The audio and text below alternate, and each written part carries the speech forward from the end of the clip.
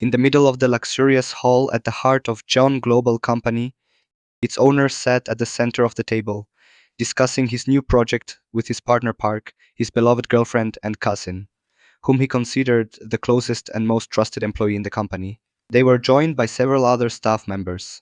Mr. John, I believe the location is suitable, but the architecture chosen for the building isn't quite right, Clara remarked. I agree with Clara. I mean, we're building a resort, and the architectural design the engineer proposed doesn't suit that purpose, Helen added. Helen's words sparked a discussion among the 10 people seated at the table, while he listened quietly. He turned to his girlfriend, who seemed lost in thought, not paying attention to the conversation. She snapped out of her thoughts when he held her hand. He was sitting in the chair to her left.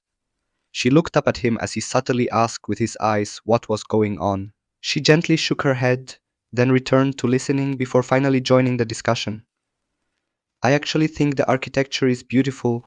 We went for a design that combines a traditional style with a touch of modernity, which will make the resort unique and more luxurious than any other, Laura said. A resort is meant to be modern, Miss Laura. Traditional decor doesn't suit it, Clara responded. Any place can be both traditional and modern. We don't have to follow the typical architectural style that has become boring and repetitive, Laura argued. I understand this is your first project and that you don't have much experience in the field. But let me give you some advice.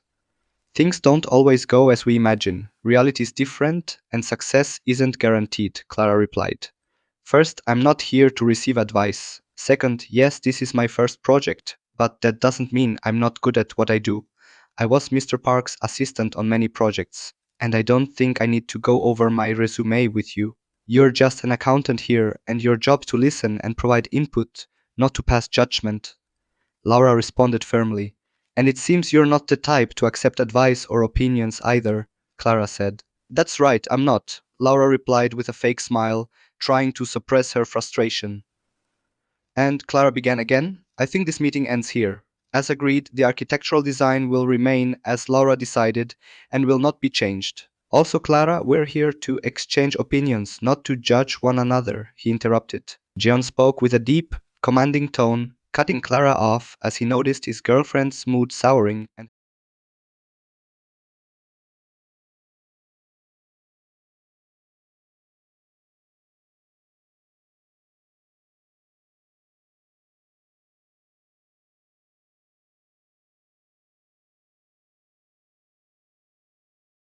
Clara, not appreciating the interruption, opened her mouth to reply, but John gave her a sharp look, cutting her off.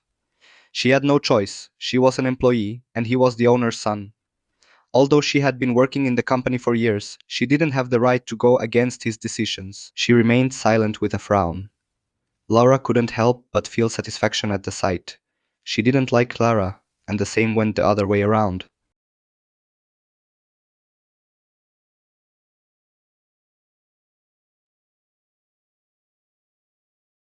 Let's continue with the next item, shall we?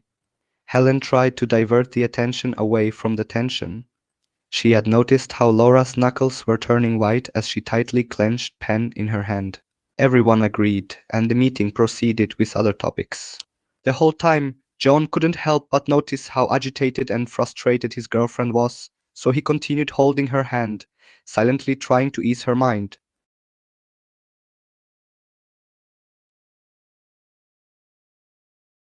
All right, that's all for today. Everyone started leaving the conference room, except for the core management team, who remained discussing various matters. As others left, Laura tried to get up and leave as well, but John firmly gripped her hand, holding her back. Stay, he commanded. There was no room for negotiation in his tone. Realizing his intentions, she sighed and sat back in her seat, resigning herself to remaining in the room. The core management team, who remained in the room, continued their conversation. They were discussing internal affairs, their gazes occasionally resting on Laura, who was sitting silently in her chair. They kept glancing at her, trying to study her and understand why she was there. Clara, in particular, didn't care to hide her displeasure and was openly staring at her. They continued discussing various matters, including the new project. All the while, he was silently observing Laura, who was getting more annoyed and irritated with each passing moment. To her, every minute she spent there felt like a waste of time. Seeing her like that, a small, satisfied smile formed on his lips. He knew exactly what she was thinking. He knew how much she hated this, and he would also be lying if he said he didn't find it entertaining. Watching her sitting there so adorably annoyed, resisting the urge to get up and leave, made him feel an odd sense of satisfaction.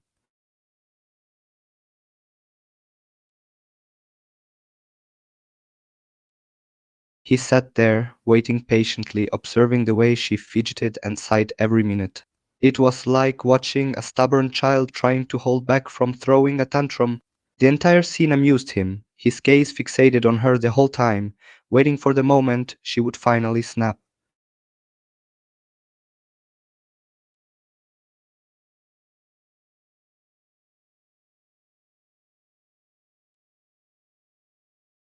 As the minutes ticked by, the room fell into an oppressive silence. The only sound heard was the constant tapping of her fingers on the table, her patience wearing thin with each passing second. He couldn't help but find her reaction entertaining, and he continued watching her, waiting for the moment when her frustration would finally reach its peak.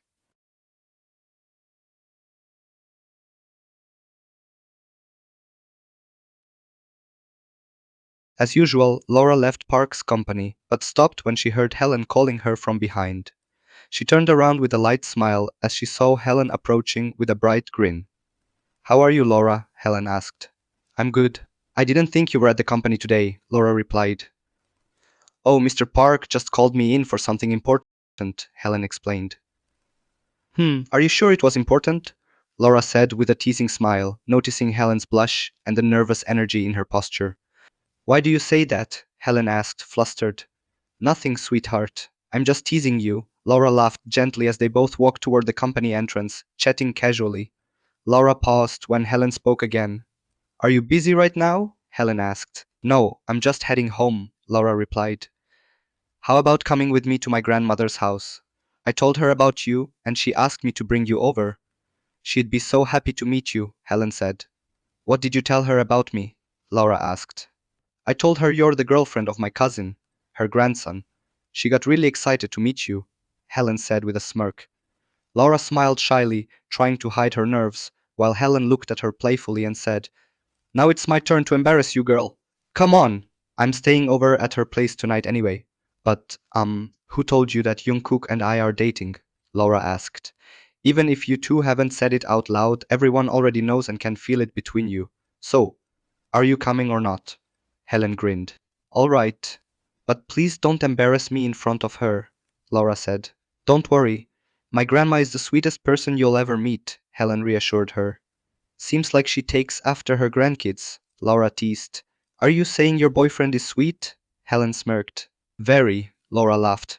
They both chuckled, and soon they were driving in Helen's car toward her grandmother's house. Half an hour later, they arrived at an upscale neighborhood. Laura stepped out with Helen, who led her into a luxurious building. They entered the elevator, chatting as they waited to reach the third floor, where her grandmother's apartment was located. Helen rang the doorbell and they both waited. When the door opened, Laura froze in place. Standing in front of her was her boyfriend. She stared at him, stunned. She wasn't used to seeing him like this. He always wore formal suits, looking like he was in his 40s.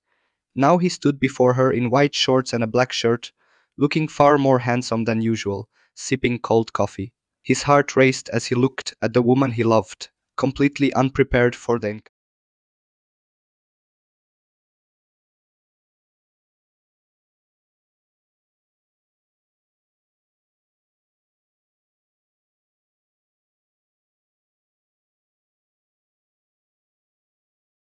Helen smiled as she watched Laura and her cousin, seeing the comfortable affection flowing between them.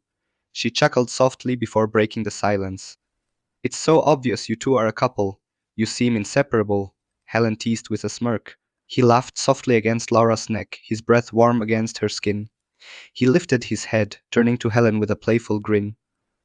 Of course, why would I let go of my treasure? He replied, his arm still draped around Laura's waist.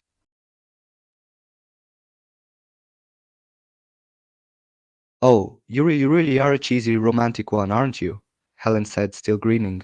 He chuckled, gently pulling Laura a little closer. Well, can you blame me for being cheesy with someone as amazing as her? He responded, his gaze drifting back to Laura. Helen rolled her eyes jokingly. Oh, please, don't make me vomit. Laura couldn't help but smile, feeling a bit flustered by his words. She gently nudged him, teasingly hinting that he was being too much. He chuckled, squeezing her waist affectionately. You know you secretly love it. He winked at Laura before turning back to Helen. And you're just jealous.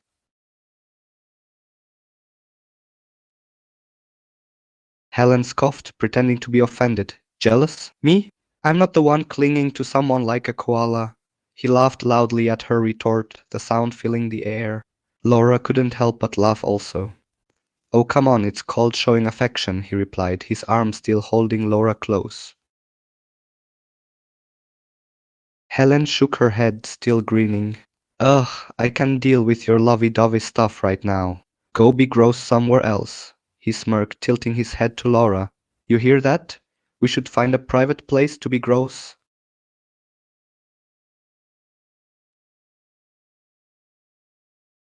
They stepped into the cozy home, greeted by the warm atmosphere and the scent of freshly baked treats. The walls were adorned with family photos, and the home was filled with the presence of a loving grandmother. Grandma, we're here, Helen announced, her voice carrying excitement. A sweet voice called out from the kitchen. In the kitchen, my darlings? They moved toward the kitchen, following the voice, where a 70-something-year-old woman, with a warm smile and kind eyes, stood, preparing some snacks. Ah, my dears, it's so good to see you, she said, opening her arms wide. Helen went first and gave her a tight hug, clearly fond of her grandmother. He turned to Laura and whispered, Don't worry, my grandma is the sweetest. You'll love her. Laura nodded, feeling reassured by his words. They made their way closer to the grandmother, who immediately focused her attention on Laura. Oh, and you must be the lovely Laura I've heard so much about, she said, moving closer and gently patting Laura's cheek with a warm smile. Laura smiled shyly, feeling a bit shy under the grandmother's gaze but also a bit endeared by her warmth. Yes, I'm Laura. It's a pleasure to meet you, she replied, her voice still a bit nervous.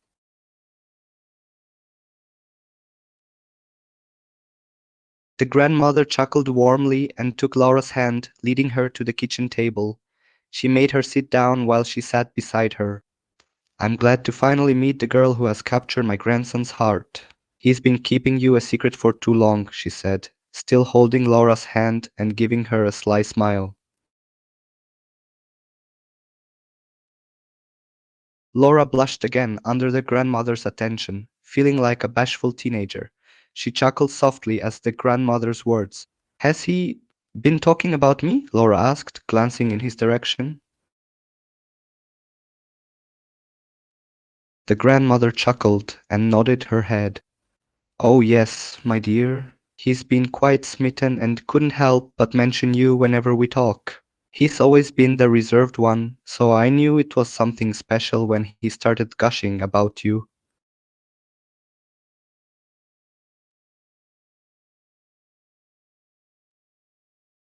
He leaned against the wall, arms crossed, a sheepish smile on his face. Grandma, you're making it sound like I talk about her all the time, he playfully protested, trying to downplay it. The grandmother laughed heartily, amused by his attempt to downplay it. Oh, don't even try to deny it, sweetie. Every time I ask about you and your romantic life, you instantly bring up Laura's name, she teased, the mischievous glint in her eyes making Laura feel even more flustered.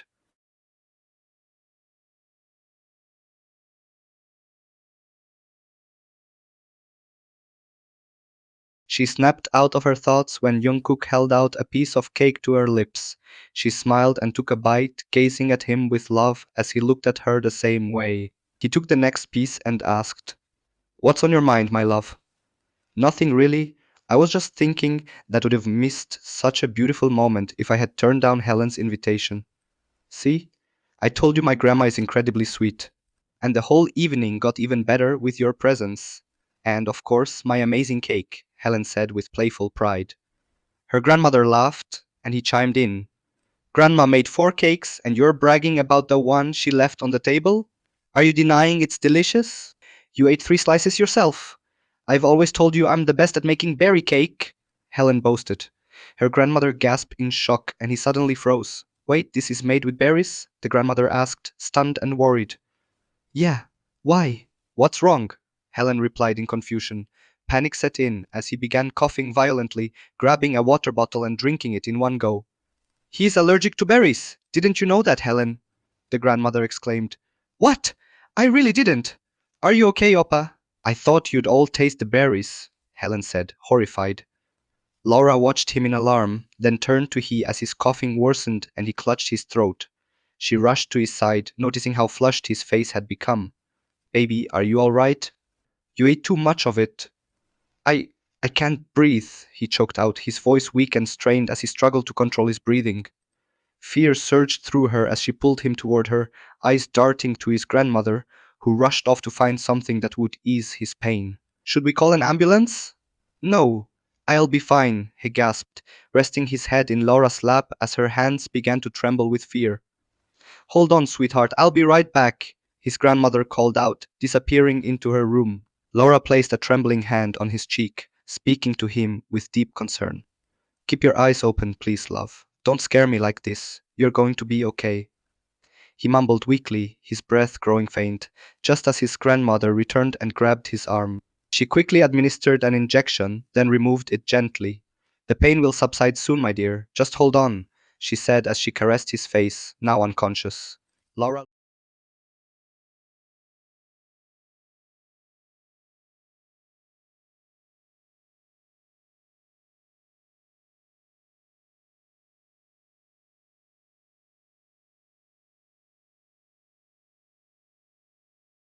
Laura nodded and thanked her, then turned her attention to he who lay unconscious on the bed. Laura sat beside him, her hand tenderly caressing his hair. As time ticked by, the grandfather clock in the corner of the bedroom ticked, counting the minutes that passed. She sat there, silently watching his face, her eyes filled with love and concern. When he finally woke up after an hour, she felt a wave of relief wash over her. Her hand gently stroked his face as he looked at her blearily, his voice hoarse and raspy as he spoke. "How long was I out?"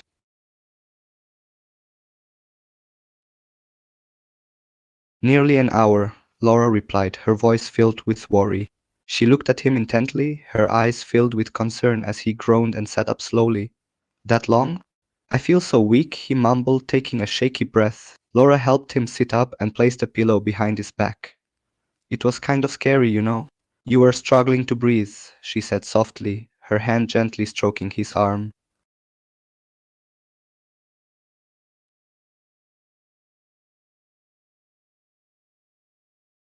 "I don't know what got into me. The moment I tasted the cake, I just couldn't stop eating it," he said with a forced chuckle, grimacing from the pain in his throat. Laura's expression was stern, her concern etched on her face. "This is your allergy, and you still took a risk like that? It could have been fatal, love," she reprimanded gently, her eyes never leaving his face.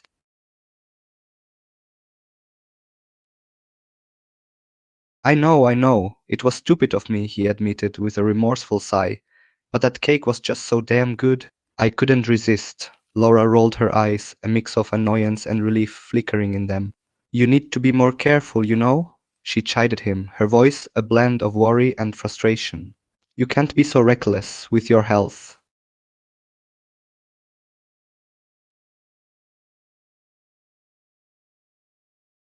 "I'll be more careful, I promise," he assured her, his hand finding hers and giving it a gentle squeeze. Laura softened at his touch, her heart melting as his eyes locked onto hers. She couldn't stay mad at him, especially when he looked at her with those soft, apologetic eyes. She sighed and leaned forward, resting her head against his shoulder.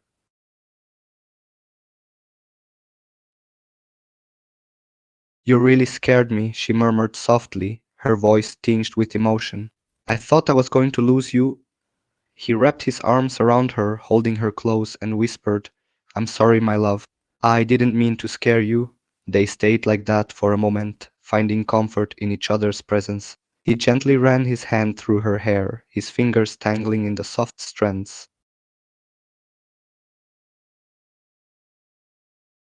Laura looked up at him, her eyes still filled with worry. Promise me you'll be more careful from now on. He met her gaze, the genuine concern in her eyes making his heart ache. I promise, sweetheart, I'll be more careful. I don't want to scare you like that ever again. He placed a gentle kiss on her forehead, his lips lingering for a moment. You mean the world to me, you know that, right? Laura nodded, her worries starting to ease at his reassurance. I know, and you mean the world to me too. Just please take better care of yourself. She nestled closer, her fingers tracing patterns on his chest. And maybe cut back on the sweets a bit? You know how your grandmother goes overboard? He chuckled weakly, the sound still hoarse and raspy. Yeah, she might overdo it with the sweets, but can you blame her? She loves feeding me. Laura raised an eyebrow. Just because she loves feeding you sweet stuff doesn't mean you have to eat it all in one go, you know? He winced, acknowledging her point. You're right. I'll try to practice a bit more self-control next time.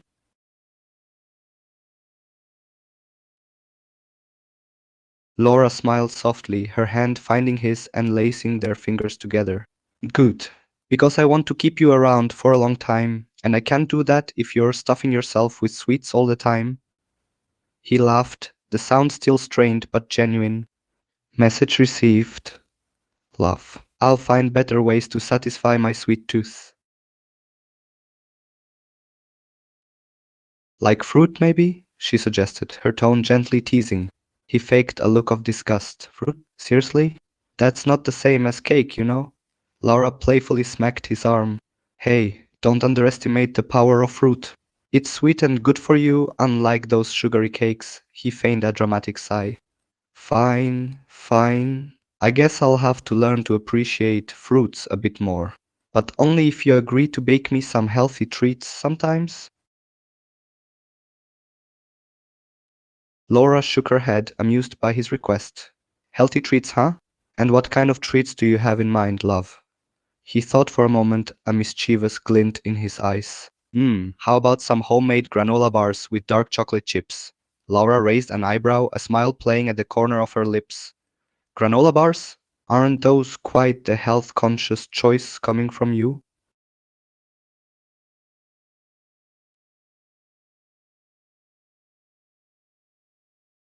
Hey, even I can appreciate a moderately healthy snack every now and then, he defended playfully. Plus, the dark chocolate chips make them way more enjoyable.